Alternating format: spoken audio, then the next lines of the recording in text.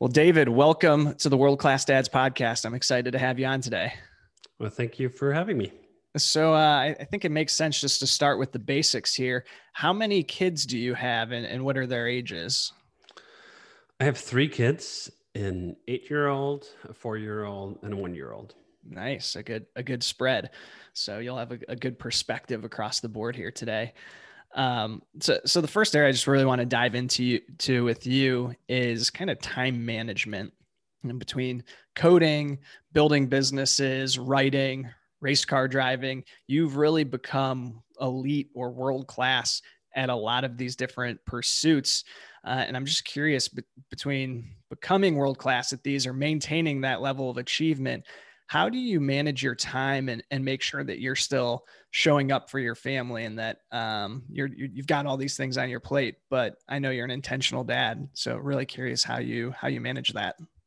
Yeah, I think it all just starts with work, because work is for a lot of people the part of their life that fills up the majority of the time that sort of happens. And for us at Basecamp, even before any of us had kids, at least between Jason and I, we had an approach that was that 40 hours is enough and 8 hours a day is plenty. Mm-hmm.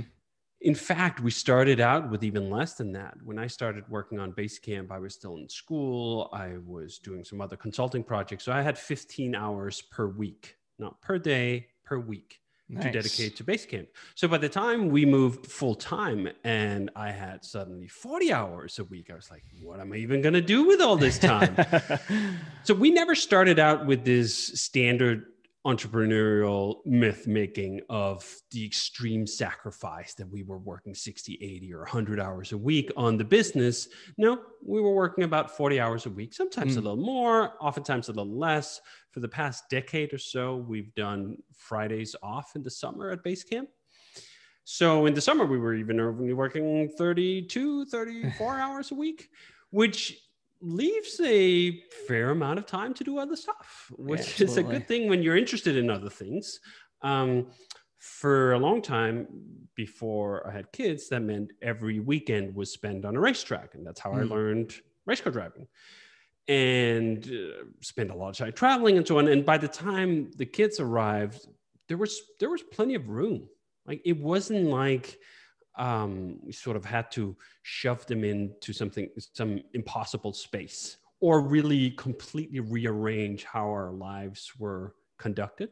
I mean, obviously it changed a lot of things. And in the very early stages, it changes your sleep patterns when you have a baby waking the family up all the time. And we've gone through that thrice now with 3 kids, but you move out of that and there is more room. Now, part of that should obviously come with the caveat that my wife doesn't work and she wanted to be home with the kids. She'd worked at a consulting company for a very long time, was tired of corporate America and wanted something else. And so that's part of what kind of makes things work, right?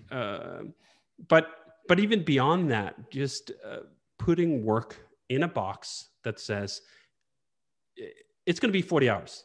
And by the time I get to the end of my workday, I gotta shut the computer down unless there's an emergency, unless there's firefighting going on, which is pretty rare. Although we had one extreme case just a few months ago. We launched a new product. Hey, Apple tried to kill us. It was 2-3 weeks of absolutely flat out 12-hour days. But over the course of my career, 20 some years, the vast majority of weeks have been 40 hours or less. Yeah. And I think that's really interesting to hear you talk about that too, considering you've built multiple businesses, very successful businesses with millions of users. But then you can scale that down to professions where there's arguably less pressure or less on the line, and folks have a tough time getting down just to that 40-hour mark. They're putting in 60 hours a week. So is that just kind of a mindset thing for you guys from the beginning and built into the company culture? It was definitely built in from the beginning, but some of that was just how we started. Basecamp started as a side project. Mm-hmm. We got the whole thing off the ground as something we did not outright in our spare time, but in limited time. Right. And if we could get the whole thing going on me spending 15 hours a week, it seems ludicrous that we couldn't keep the whole thing running on 40 hours a week, right? Mm-hmm. More than twice the time. There should be plenty of time. But secondly, I think Jason and I just never bought into the idea that work had to consume everything, that we were better entrepreneurs because we would have work as the exclusive pursuit in our life. In fact, I would argue the opposite. I think you become a very myopic, single-minded person that makes you less effective, makes you less likely to have the creative breakthroughs when all you see is work, work, work, work, work. And I don't think there's anything noble in it.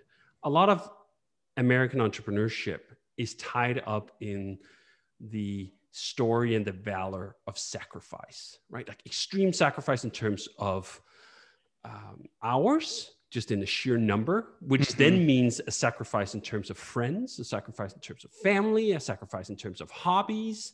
And then you add on top the stresses of the supposed sacrifice of economics as well, right? The number of self-glorifying tales that go like, oh, then I smacked on the third mortgage to just make it through, and I had maxed out all my credit cards. And I don't want to take anything away from the fact like that was probably a thing that happened to you, and I'm glad you're through it, but it also doesn't have to be like that. Right. There are absolutely different ways of running a business where you don't take such a pleasure and a pride in running by the edge of your nails, right? We did that. That's why we put that story out there to provide a counter melody, to provide an alternative narrative, and at least just provide some imagination that it can be different. And that difference is something as banal as spending less time. Derek Sivers has this wonderful essay called something like, now I'm going to butcher the title, but like the same distance without the effort. He tells this story about how he used to bike along the Santa Monica Pier, and he would do this run that would take him about 20 minutes, and he would get completely exhausted by the end of that run, to the point where he like didn't really enjoy it that much anymore. Then he did it again, and he was like, all right, I'm just going to do a leisurely trip, right? I'm just going to enjoy the scenery. I'm just going to look at the ocean. I'm not going to totally max out. And the same distance took like 21 or 22 minutes. Basically the same time, right? Yeah. He got the same way in the amount or much less effort. And he was there at the same time. I think about that all the time. I think about people putting in 60, 80 hours a week where like, what are you getting out of that marginal hour? You're getting shit out, right? Yeah. In fact, it's worse than that.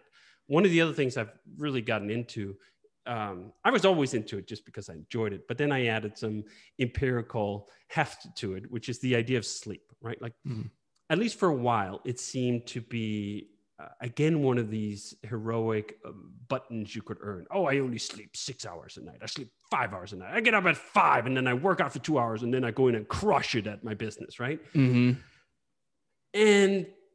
I was always skeptical of that because I just had a intuitive sense that like, hey, if I didn't get 8 hours of sleep, I kind of felt a little shitty. Yeah. Then a bunch of research came out over the past decade or two, summarized very well in a book called Why We Sleep, which goes through all the consequences of simply getting a little bit too little sleep all the time. That the cognitive consequences of that end up compounding to a huge difference, right? Like you end up only sleeping 7 hours a night when you really need 8. Like, well, that's just an hour too little. Well, that compounds. You do that 40 days in a row. Now you're minus 40, right? Like you're 40 hours in the red on your sleep account. And it has all sorts of consequences for your, well-being in general, but also just for the quality of the hours you then get something out of, right? Like I always thought about it. Okay, I'm going to sit in front of a computer for the better part of 8 hours a day. What would I give if each of these hours could have like 10% more creativity, 10% more productive? I would give a lot, right? Like that's a huge bonus to be able to get that.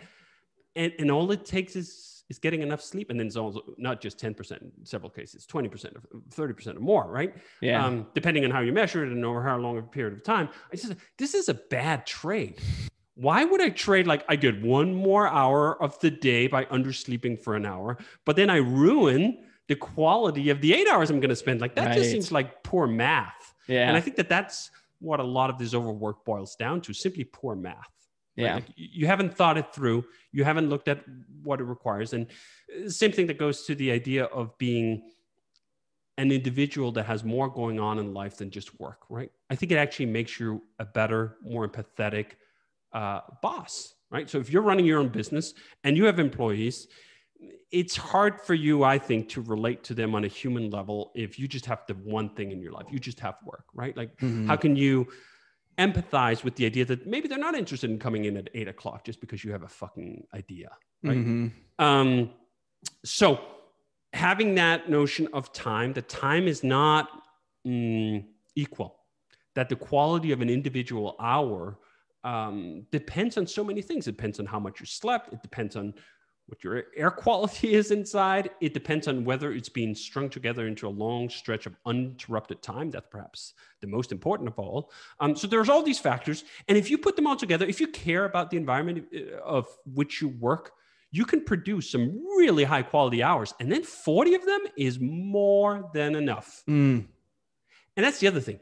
Even with 40 hours, I don't want fucking work 40 hours a week. I work, if I'm lucky, if I have a stellar week where I'm blowing it out and insights are just spewing out of my brain, I get like 20 hours of like 4 hours a day. If I get 4 hours a day of like super high quality work for 5 days in a row, I mean, that's a heroic, fantastic week. Most people don't get anywhere close to that because their entire day is cut up and chopped into little work moments. And those are not the ones where you make the breakthroughs. They're not the ones where you make huge leaps of progress. I often find that in a couple of days of truly inspired 4 or 5 hours of continuous work, I can make the kind of leaps that sometimes escapes me for 2 weeks, simply because those 2 weeks were full of all sorts of other shit that I crammed in there, right? So I've just always been deeply skeptical about the idea that you can work 60 hours, 80 hours, 100 hours, or 130 hours, as Marissa Mayer once claimed when she was being strategic with her bathroom breaks, that was even possible. But then beyond that, like, can you, right, is the question. Why the fuck would you want to? Right. What a terrible single facet life that is, particularly when we're on here talking about having kids, right? Yeah. Like, you're the kind of person who puts in 60, 70, 80 hours a week and you have kids. Like, how does that even work? Yeah. The logistics don't add up. No, I really appreciate you sharing that narrative, and I totally agree with you. And for those young dads out there who may still be in the sleepless phase, don't worry, that passes and you can get back into your sleep routines. I'm curious too. So of these endeavors, kind of either whether it's on the work side with your coding and development work or building a business, or then more on the hobby side with the race car driving, has any of the skills or things that you've learned in that, anything you've picked up translated into parenting? Are there any lessons that you've taken and can now apply to, your approach to raising your kids? Oh, absolutely. I mean, I think that's part of the reason for why you should have a well-rounded life is because it informs your parenting style. And it teaches you a lot of things. That for me, for example, one of the driving forces behind running my own business and being part of something where we get to call the shots from a very independent stance has been the reaffirmation of just how important that independence is and how I want to make sure I cultivate that independence with my kids. Because I've seen so many friends or people growing up with where that wasn't cultivated, right? There are other things that were cultivated, like respect of authority or sort of doing what's expected of you. And I always which I would say are kind of the standards. Like a lot of people, that's like the textbook. Yes, that is the textbook. And I think it's tragic. I have such pity on kids who are being raised in that mold, partly because I wasn't raised in that mold and I had a different outcome because of that. I think like a lot of the things that I got involved with, I can trace back to having like a rebellious streak that was directly cultivated by not having to appear in a certain way in front of my parents for them to love me or whatever else, right? Like that there wasn't sort of, there weren't a set of expectations that like, you're supposed to do this and do this and do this because otherwise we'll be disappointed. There wasn't even in the practical day-to-day sense. I never had a curfew or whatever. I had to be home by a certain time. Right. No one was telling me like, oh, have you done your homework? Right? Checked up on my homework. There was nothing of that. Right. And I can totally see how a lot of parents were like, well, that's totally negligible. Like parents are supposed to check up on. No, they're not. Right. No, they're not. And that has really informed my approach to parenting. And it's been very well described, this approach that you're not the boss of your kids, in a book called The Self-Driven Child, which talks about a frame of mind that is more like a consultant. You're here to pass on the advice and lessons that you've picked up over your time to your kids. And you know what? That's most of the time, caveat, asterisks, there are exceptions, but most of the times, that's the best you can do, right? They have to learn on their own from their own mistakes. If you think you can simply tell a kid about all the things they're not supposed to do and then they'll just internalize it and like adopt it, that's not a thing. Right. And you can think back on your own experience as either a kid or adolescent or an adult. Like, was that how anything ever worked? Did you ever just read a thing and then you're like, oh, now I know the thing? No, you had to do the wrong thing. Sometimes you had to do the wrong thing many times. And this idea that your job as a parent is to prevent your kids from doing the wrong thing is thoroughly and profoundly misguided. Your kids should absolutely fuck up in all sorts of ways, because that is the only way they will learn long term. So some concrete examples. And I mean, again, there are caveats to these things, but your kid comes home, there's a bag of candy, and you're like, you shouldn't eat the whole bag of candy. You're probably gonna like, whatever, right? A lot of instincts from a parent would be like, I'm just gonna take the bag of candy, right? Like I'm gonna protect my child from ODing on candy. Right. Where I'm always like, no, fuck no. Let them gorge themselves until they puke. The better. The more they puke, the better it is. Yeah. Right? The more they overeat and realize, oh, actually, that doesn't feel good at all. Right? Rather than setting it up as some sort of holy grail, like, oh, my parents won't let me do this, but if I once had the chance, like you're simply driving interest in the thing, right? When if you let the kid OD on it a couple of times, you know what? Maybe it's not that interesting. In fact, that's what we found with our eldest in particular, right? Like very interested in certain things. And then once allowed to do those things to the maximum of his own capacity, interest, whatever, and in fact, overstepping those boundaries, that was what taught portion control. That was what taught self-control. That was what taught sort of an interest in it, right? Right. And that's really hard to do. It's really hard to look at your kids and like, oh yeah, I'm going to like let them mildly hurt themselves in order for them to learn where their own boundaries go. That's against all natural instinct, because your natural instinct, I'm going to protect them. I'm going to make sure, like, no, right? Same thing about like doing mildly dangerous things on playgrounds. I remember reading the story about how modern, particularly American playgrounds, they're constructed in a certain way to make it as safe as possible. No one's supposed to get hurt. So like the material you walk on is this sort of soft, bouncy-ish material, right? Which has this consequence of making kids feel like, well, I mean, I'm in a rubber dome. I can do whatever I want. And then when there are accidents, they tend to be far more severe because when you then fall in a nasty way on this rubbery stuff, it's still like physics and like hard immovable object hitting another hurts, right? Versus a more initially unforgiving environment teaches a sense of respect. Like, okay, I'll fall a little, I'll scrape my knee because it's abrasive, Mm-hmm. I'm like, oh, okay. Like that teaches me some boundaries before it's like full on calamity. So I try to think about this in all the ways. And I mean, we go back and forth in our family, and I'm more on the extreme end, and my wife is perhaps a helpful counterbalance at times. But I feel the same thing about video games, for example, right? Mm. When I grew up, no one was fucking telling me I had to get off the computer.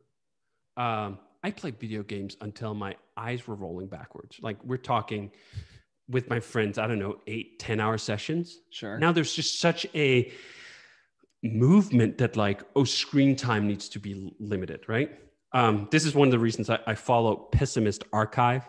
I think it's Pessimist Arc, ARC on Twitter, which is this wonderful Twitter account that pulls things out from press clippings of the past of parents worrying about shit that wasn't worth worrying about. Like, oh, Walkmans are going to, I don't know, make everyone deaf, or too many books are going to rob kids of imagination, or Dungeons and Dragons are going to lead them to become Satan worshippers, or all the other shit that parents have been fretting about for literally millennia, right? Like you go back and read, is it Aristotle's or something like, oh, like young people now, they have no respect for, like, okay, then you know that this is a recurring theme. Yeah.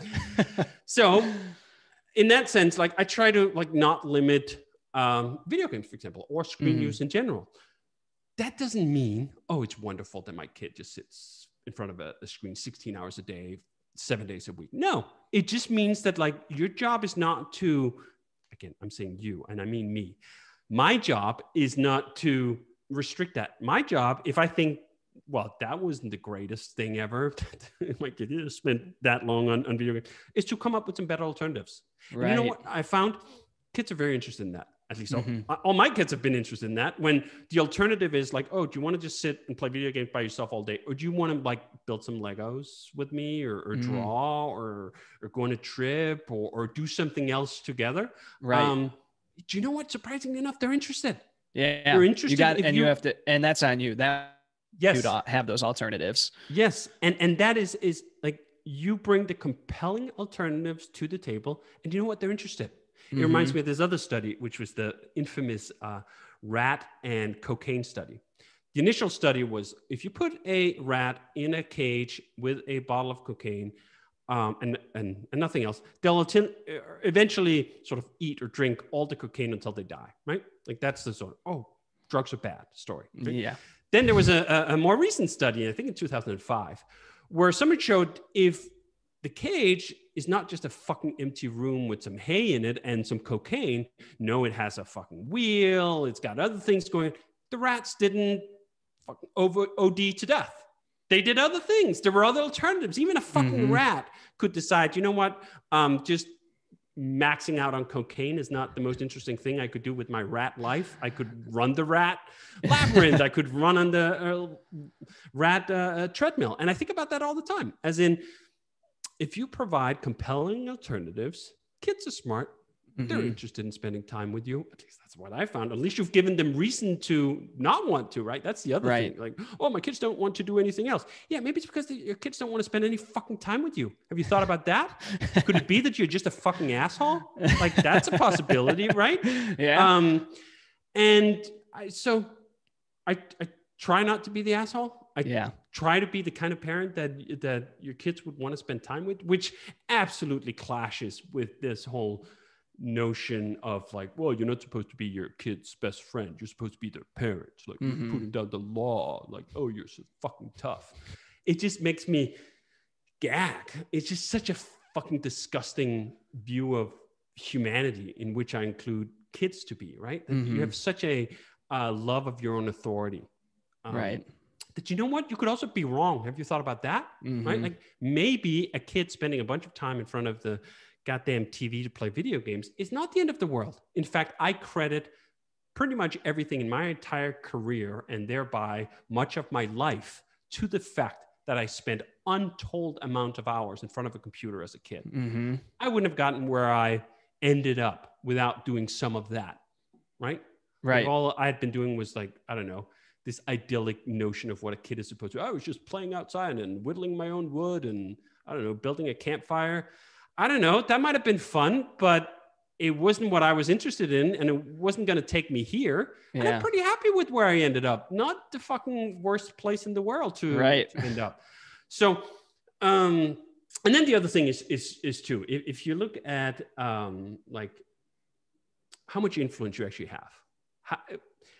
Let's say you are the full-on authoritarian that tells your kids how much candy they can eat and how much screen time they can get. Like, do they come out on the other side after, I don't know, 16, 18 years of that as better humans who are better able to sort of self-apportion stuff once you're not there, nagging them about how much or how little that they should do? Are they better at dealing with life? Are they happy, well-adjusted individuals who do not need countless hours of therapy to get through their childhood? Maybe not. Like, did you have a good time, right?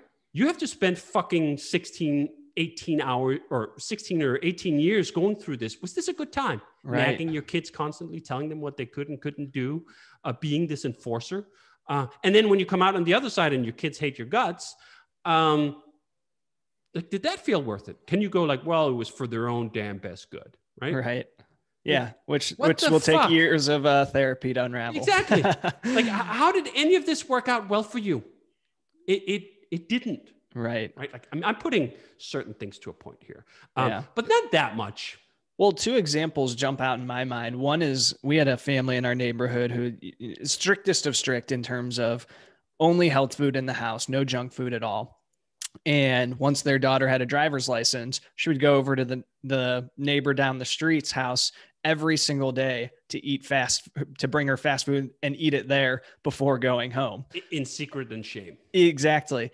And anybody who's gone into to college or university and, lived on campus knows that person who never was allowed to touch alcohol, got there, and then was a complete shit show from day one. And just freshman year was down the toilet. Bingo. Because all they did was partied their asses off because they never were in an environment where they had any freedom.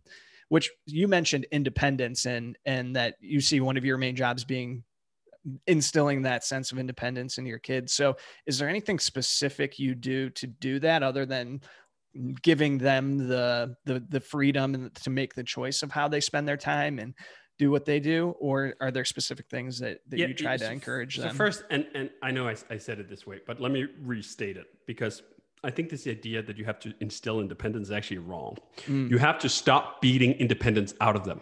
They're born with plenty of independence. Sure. They got it all. They got all the independence in the world. They lose that independence in the interaction with their parents. Yeah. That's what happens. So the job is not so much to like, oh, can I somehow cultivate this independence? It's to like, just can I somehow not rob them of the independence? Yeah. And a lot of that is simply, and I know this is hard, and I'm talking about idealized ideas. And I'd say parenting is probably the one domain where there's the biggest discrepancy or biggest gap between what I know I would like to do and what I always is capable of doing, right? Sure. Even when I know like, well, what the nagging or getting upset about things is totally the wrong path, totally the wrong way to go. I have this intellectual knowledge of it. Making that happen is difficult in a way that I've never felt in any other domain. In most other domains, you can eventually get to the point that like you get it, like, oh yeah, this is how you're supposed to do it, and so on. And here, parenting is very difficult to, at least for me. I mean, obviously there. Well, there's so many. It's so emotional every single day when you've got these little people in front of you. It's almost impossible to always act on your with your rational brain. It is, and so that's hard. But in terms of not beating the independence out of them, is one way is to simply let them decide the vast majority of things. The vast majority of things don't matter, right? And the other part of the vast majority of things, not only do they not matter, like it is good if they make the wrong choice. They should make the wrong choice a lot.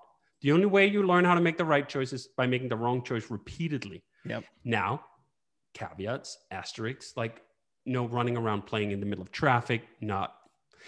But that's the thing. We prop these up as these straw men because do you know what? Kids are not interested in being in truly dangerous situations either, right? Like, so it's not about like, oh, if I don't like, then Sometimes they have to, you just have more spatial awareness, or you yank them and whatever. I've certainly had plenty of incidents where you're on a busy street and like, they're not looking, and like you do.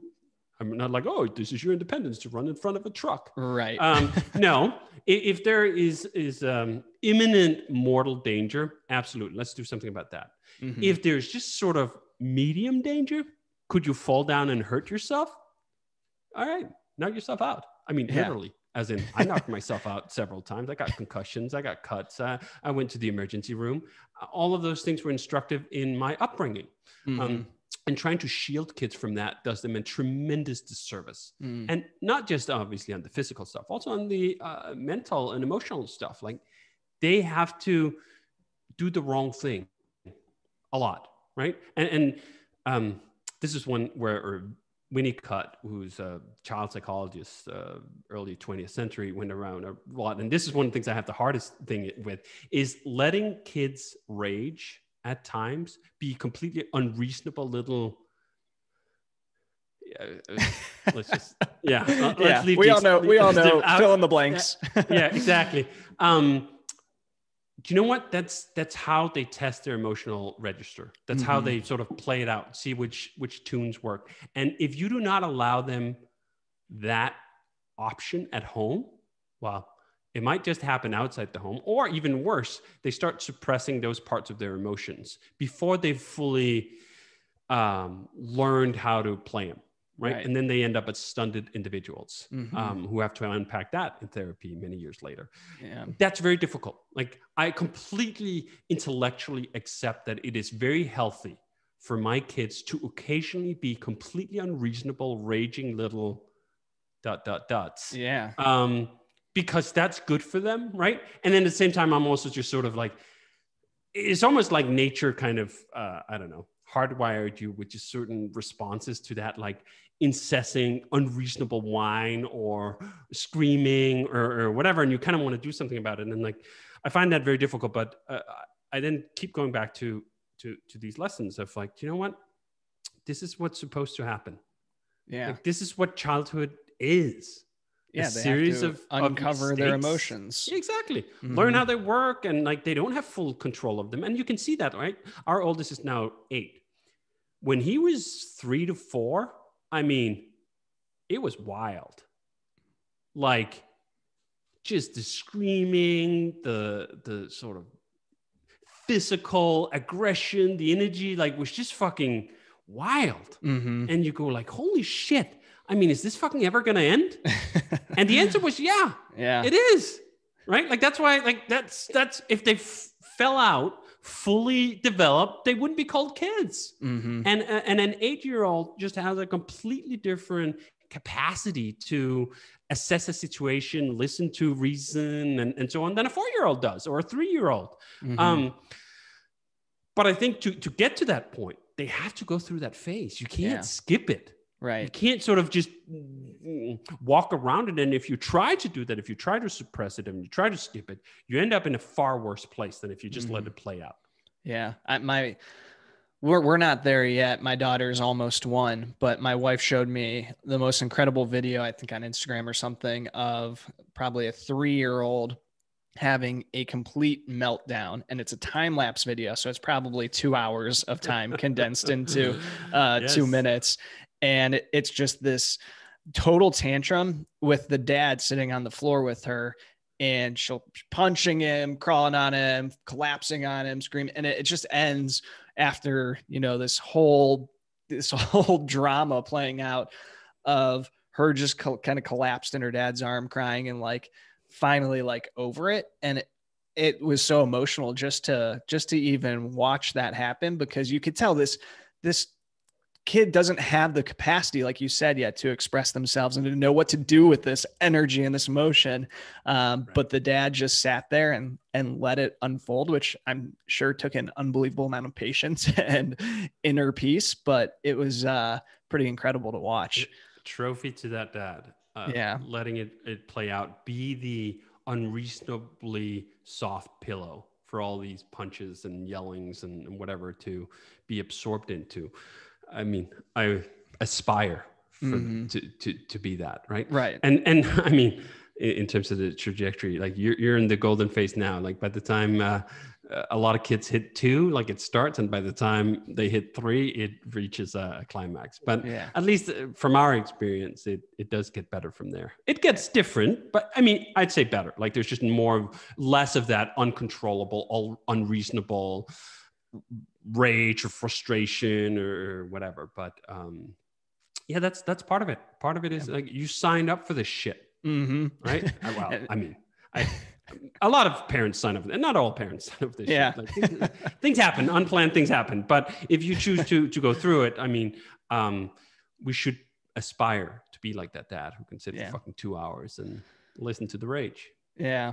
So with a lot of your work, it seems, and I've heard you talk about being able to get into kind of flow state before, and that being monumental in your success. And it seems that you found these activities that you're really passionate about, that you can reach that flow state and you can go like really, really deep into and be really interested in it.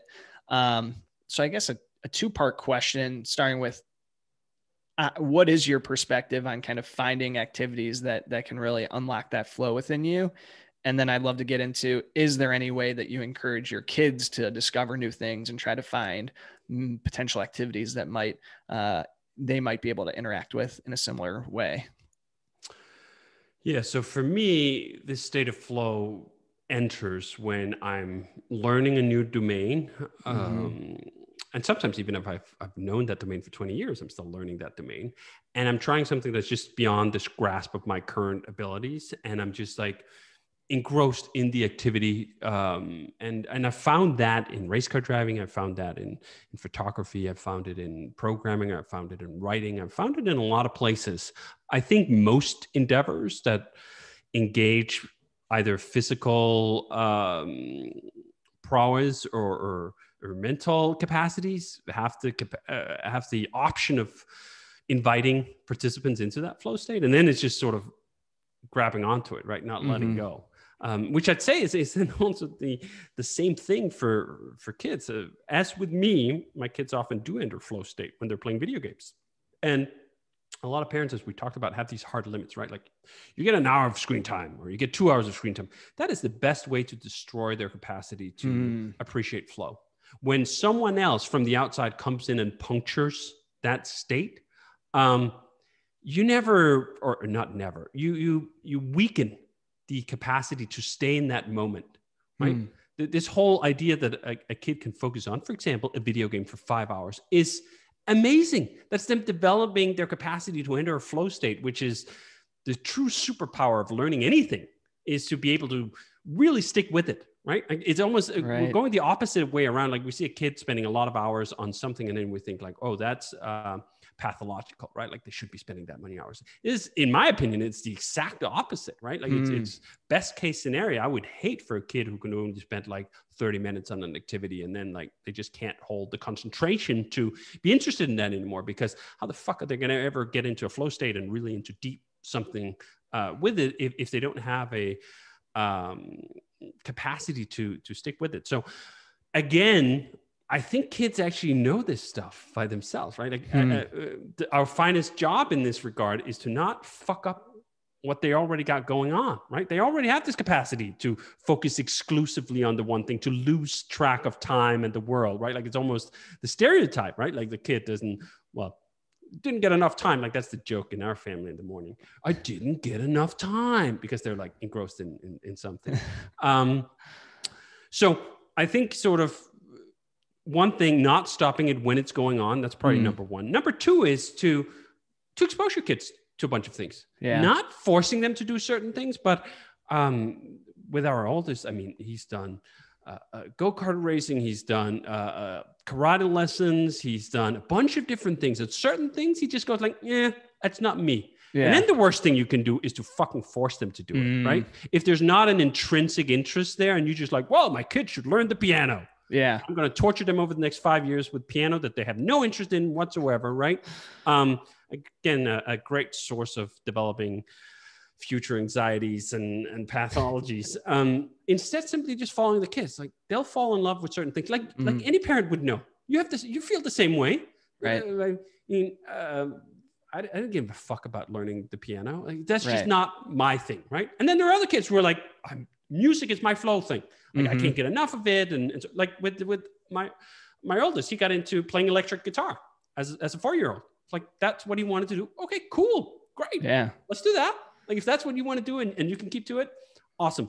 That's what we're doing. I'm not fucking forcing you to practice or do something else, right? Which comes again back to this notion that is developed at length in The Self-Driven Child. This idea that if you take over their executive functions about like how long time to spend on something or when you spend on something, you rob them of the ability to develop it themselves. So if you're constantly the one nagging them to practice whatever, you might very well end up like they don't develop that old, like that's a thing I can do for myself, for my own thing. Like, no, I'm doing it for my parents, right? Which is just an awful play into that, where you rob someone of this feeling of what is intrinsic motivation. What is doing something because I want to do it for as long as I want to do it, right? That's the path to any source of true mastery and satisfaction in life, in my opinion and experience.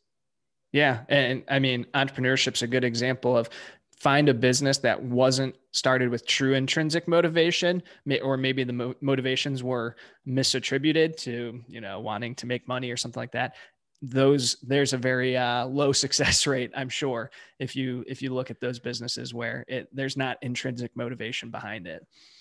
Yeah. And I mean, sometimes you don't start something, for example, a business with like, oh, it's because like for me, oh, I love project management. I don't know. I mean, I like project management, but I love programming. So that was the thing. Like here was a domain where I got to express myself in these things. So it's not necessarily always that you have to love the domain per se. Sure. But I do think that if you don't at least like the actions you have to take in that, it's going to be a long time. Like as we said, like 40 hours a week is not only enough, it's also a hell of a long time. If you're doing shit that you don't really want to do, you're not interested in, you're not curious about, you don't want to get better at, that's a long ass week. And unfortunately, there are plenty of people who feel like that, right? We should be doing our utmost to help our kids avoid that, right? So what if you end up being a fucking lawyer with an Ivy League degree if you don't like being a lawyer? Right. That sounds like an utterly miserable way to spend not just 40 hours a week, but 80 hours a week, as you would have to do at some prestigious law firm. For what? Right? Like for what? The status of it? The money of it? Fuck, you're going to end up on the last day and think like, oh shit, I have some regrets here. Blew it. So if you listen to any and ask the question on a business podcast of, have you had failures that have contributed ultimately to your success, or a challenge or perceived challenge that you've had to overcome that ultimately that was the stepping stone that led you to the biggest growth? And I think it's a great question, but I'm curious about it from kind of the parenting aspect. If you've had any parenting or dad challenges or, perceived failures at the time that on the other end of it might have sucked at the moment, but on the other end of it helped you to be a better dad, that maybe younger dads can learn from that, from your experience. Is there anything that jumps out? The funny thing is there's a million things. And the thing is, unfortunately, most of the situations that jump out at me, it's not because like I was lacking knowledge, right? As we just talked about, it was not because like there was some insight I didn't have access to, and then I got access to that insight and went like, whoa.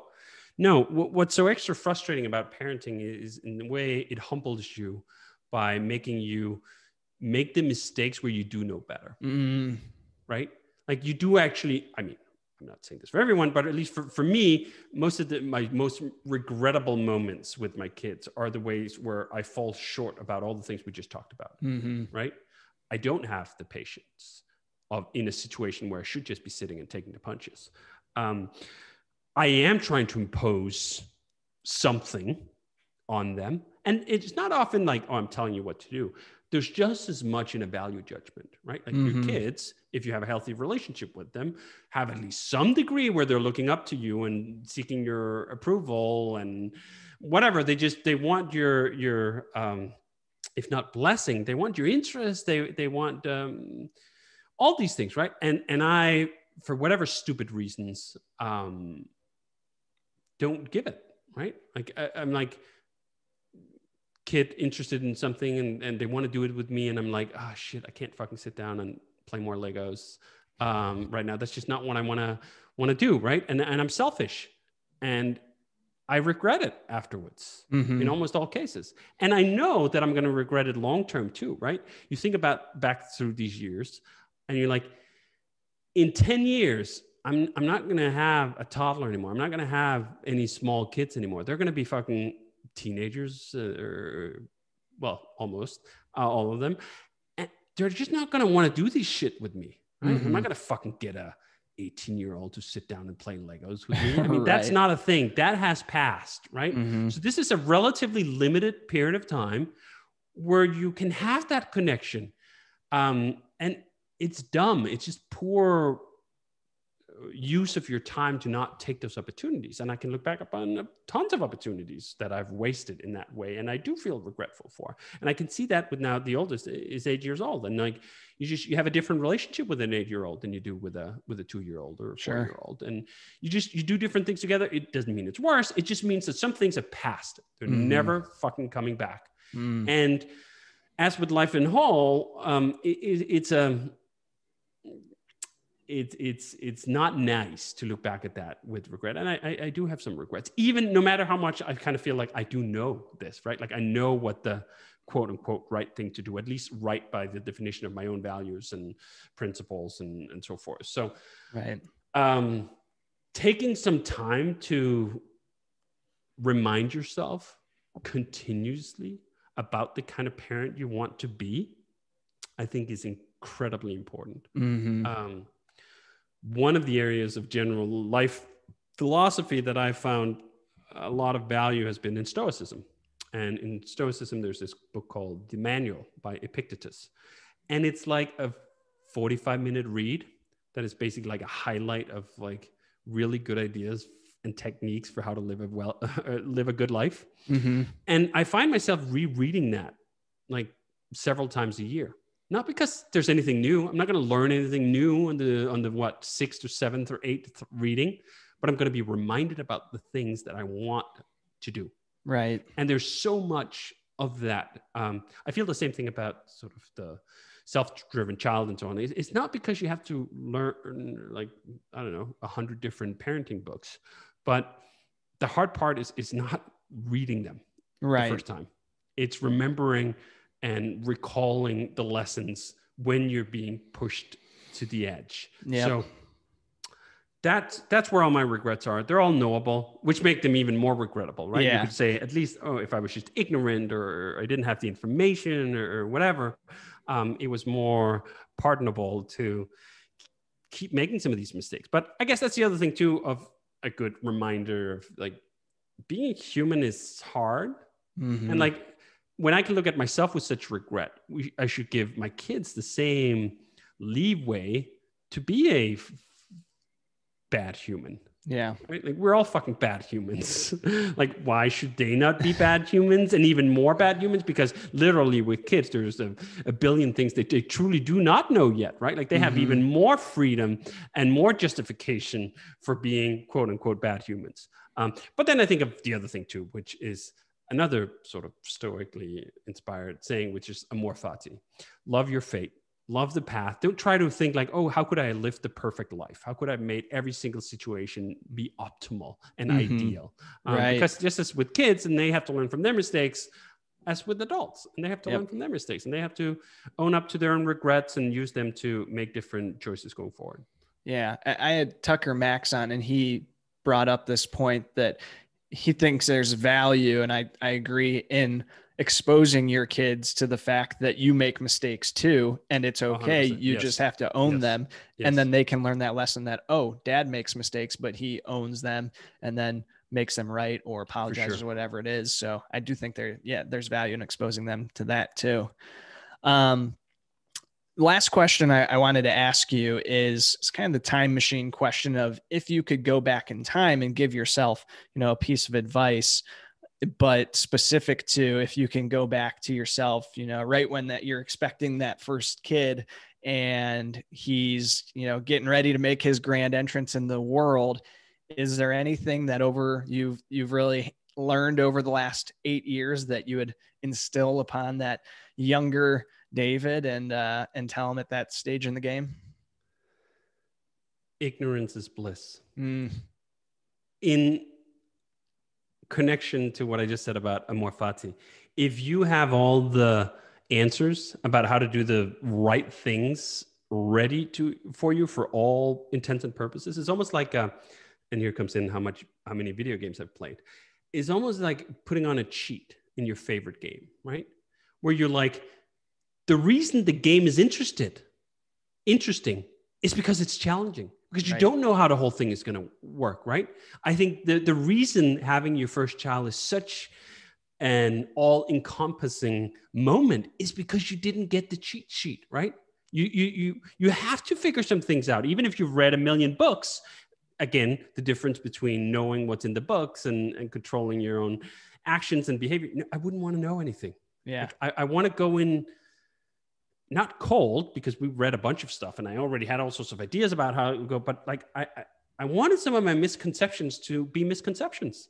I wanted to get refuted by some reality that is this human disproving certain things and illustrating my own mistakes. Like, life is not about just making this ultra smooth journey where everything is just like flat and straight ahead. That's not an interesting journey. Have you ever gone like, oh, well, let's just drive on the highway going 70 miles an hour for like 24 hours straight in a flat land? What the fuck kind of journey is that? Not a proper one, right? Like, right. Let's go some off-site here. Let's go through some shitty weather. Let's, like, the challenge and the opposition and the adversity is part of the experience. Yep. In fact, it's half the purpose of the experience. It's half the thing that makes life interesting in the first place, is that you show up and you get it wrong. And yeah, so I know it's kind of a cop-out answer, but the other answer I often give to that when the question is asked about business is the number one thing to know is that there's not, and I hate this kind of saying because it's been said too much in software development, there's no silver bullet. No one's going to give you one piece of advice that's going to like dramatically change everything about who you are and how you act. No, it's 1,000 pieces of advice, 10,000 pieces of advice. Mm-hmm. That's what's going to actually set you on the right path. Doesn't mean that there's not a hierarchy and there aren't certain things that are more important than others. But if you fall into the trap of thinking like, what's the secret? Can you tell me the secret? Do you know what? If there was one secret, we'd all fucking know it. Yeah. Right. Like that wouldn't be a secret for very long if there truly was just one universal saying or maxim that was like, oh shit, that's how I become a wonderful dad. Man, I wish I'd known that. Come on. Yeah. It definitely falls into that bucket of, even if you know it, you're not going to, I don't want to know. You're probably not going to execute it perfectly when the time comes. Well, David, I really appreciate you spending some time. Where can people who want to learn more about you and follow along with everything you've got going on find more about you? And is there any, are there any projects that you want to let the dads out there know about?